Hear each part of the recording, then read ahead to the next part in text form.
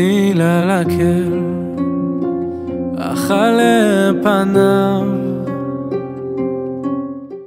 Si quelqu'un n'avait jamais vécu Rosh Hashanah comme nous le vivons, et simplement lisait ce qui est écrit dans la Torah, et rentre dans nos synagogues, il serait bien surpris.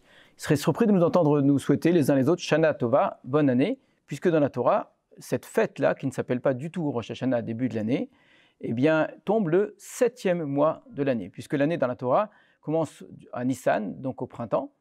Il n'y a aucune fête qui d'ailleurs célèbre la nouvelle année dans la Torah. Il y a la fête de Pessah, mais qui tombe le 15, c'est tout à fait autre chose.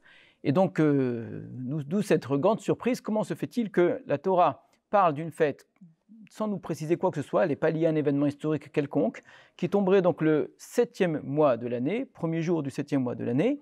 Et de cette fête-là, nous faisons aujourd'hui un Rosh Hashanah à début de l'année. Alors, pour essayer de comprendre cela, il faut d'abord remarquer que dans le Tanakh, c'est-à-dire dans la Bible elle-même, le 7e mois de l'année de la Torah est appelé Rosh Hashanah, début de l'année. Ce qui veut dire que la Torah a tout à fait conscience d'une certaine forme de relativisme par rapport à l'année. On peut très bien faire commencer l'année à différents moments, ça dépend tout simplement du sujet. Une année agricole commence à peu près en automne, tout à fait. D'autres types d'années peuvent commencer à d'autres moments de l'année. Donc c'est une sorte de convention, l'année en vérité, l'année historique, l'année du peuple d'Israël. Elle commence en Nissan avec la sortie d'Égypte.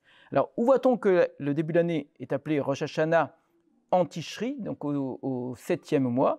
Dans le livre de Yecheskel, le prophète Yecheskel parle du début de l'année en disant que le 10e jour de Rosh Hashanah, le 10e jour du début de l'année encore, évidemment pas de la fête de Rosh Hashanah, en parlant du jour de Yom Kippour. Donc on voit bien que le prophète Yecheskel a conscience qu'une année commence, d'un certain point de vue, durant le mois de Tishri. On trouve ça dans la Torah aussi en vérité. Pas avec les mots Rosh Hashanah, mais quand on nous dit que la fête de Sukkot est Tekufat Hashanah. Tekufat Hashanah, c'est-à-dire à la fin d'un cycle de l'année. Ou bien lorsqu'on nous dit que les esclaves seront libérés à la 50e année, à partir de Yom Kippour, là aussi, comme pour Yecheskel, ce qui est une sorte de Rosh Hashanah, un nouveau début d'année. Ce qui veut dire que l'année commence, là encore une fois, en Tishri. Donc de fait, la Torah ne nous présente pas le mois de Tishri comme une nouvelle année. Par contre, elle nous dit qu'il y a une fête le premier jour de ce 7e mois-là. Pourquoi la Torah ne nous dit pas que c'est une nouvelle année? Parce que justement, ça n'est pas une dimension historique, ça n'est pas le côté national du peuple d'Israël avec son vécu qui fait du mois de Tishri une nouvelle année. La nouvelle année qui commence en Tishri l'a toujours été d'une certaine façon depuis la création du monde. C'est, on pourrait dire, une sorte de nouvelle année universelle. Et à ce titre-là, en tant que tel, ça ne suffit pas pour en faire une fête pour le peuple d'Israël. C'est qu'il y a autre chose encore dans la fête de Rosh Hashanah, qui en fait en vérité le 7e mois de l'année. Évidemment, le chiffre 7, cette fois-ci, devient symbolique. Et ce que nous dit la Torah, c'est que durant ce jour-là, eh bien, il y a une notion de souvenir et une notion de sonnerie. C'est tout ce que l'on sait. Souvenir et sonnerie. Alors, qui se souvient, sonnerie, pourquoi? La Torah ne nous le dit pas.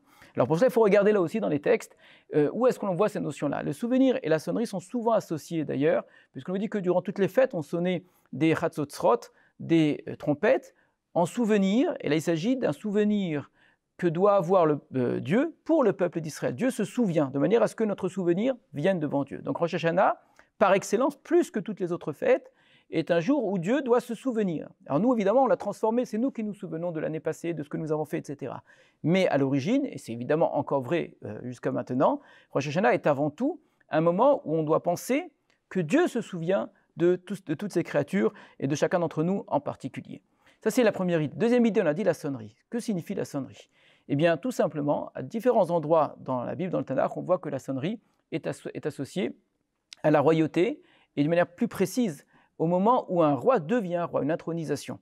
Donc, je vais vous donner quelques exemples de cela. Lorsque on dit concernant Dieu lui-même, Kol ha'amim tiku chaf, je suis au psaume 47, que toutes les nations frappent des mains, etc., qui crient vers Dieu avec allégresse, etc., car qui Hachem Elion Nora, car Hachem est très élevé, il est terrible. Meler Gadol, c'est un grand roi, le Kol Haaretz. Donc, et comment est-ce qu'on va exprimer cette royauté? On va dire tout simplement, Allah Elohim bitroa Hachem bekol shofar, Dieu s'élève par la teroua, donc la sonnerie ici du shofar, avec le son du shofar. On trouve également dans le psaume 98, Bahatzotzrod bekol shofar, avec des trompettes et des sons de shofar, Hari ou lifnei Melech Hachem, eh bien, sonner devant le roi Hachem. Alors si on dit oui, mais ça c'est peut-être particulier à Dieu, on parle de sonnerie, en vérité on le voit que de manière beaucoup plus terre à terre, chaque fois qu'un roi était nommé, il y avait des sonneries de chauffard ou des sonneries tout court qui étaient associées. Par exemple, le prophète Samuel Dans le livre de Samuel, il est écrit que lorsque le fils de David a voulu prendre sa place, il y a eu un coup d'État, il est devenu roi. Comment est-ce qu'on a annoncé à tout le monde que Avshalom devenait roi? On disait, quand vous entendrez le son du shofar, vous direz, Malach Avshalom Bechevron, Avshalom a régné. Donc on voit que la sonnerie du shofar est associée à une intronisation. De la même manière, dans le livre des rois, c'est le roi David qui dit comment est-ce qu'il va falloir introniser son fils Salomon, Shlomo, et il dit Utkatem bashofar, vous sonnerez avec le shofar, Amartem, vous direz Yechi Amelech Shlomo, que vive le roi Shlomo. De la même manière, plus tard, le roi Jéhu, va être Keu bashofar, va yemru Melech Yehu, ils ont sonné shofar, ils ont dit Jéhu s'est mis à régner. Ce qui veut dire que le 7e mois de l'année hébraïque, de l'année historique du peuple d'Israël, celle qui commence avec la sortie d'Égypte, est un mois qui va être consacré à la royauté de Dieu. Le premier mois, c'est l'histoire d'Israël, c'est le peuple d'Israël qui sort d'Égypte, le peuple d'Israël qui acquiert sa liberté, qui commence à exister. Et petit à petit, quand le peuple d'Israël est mûr, il est en mesure de clamer, de proclamer et donc de sonner du shofar pour introniser Dieu. Alors on pourrait dire, mais Dieu précède Israël, bien sûr que Dieu précède Israël dans la création. Mais dans l'histoire, Israël précède l'intronisation de Dieu, puisque le rôle d'Israël, c'est d'annoncer et de proclamer cette royauté. C'est ce que nous faisons à Rosh Hashanah en sonnant du shofar. C'est ce que nous faisons en rappelant que Dieu se souvient de chacune de ses créatures et de nous en particulier. Et c'est ce que nous faisons, si l'on fait bien attention, à toutes nos prières, où le terme Meler, le terme roi, revient très souvent. Alors évidemment, il faut se souhaiter Shana Tova. Bonne année, c'est une nouvelle année qui commence.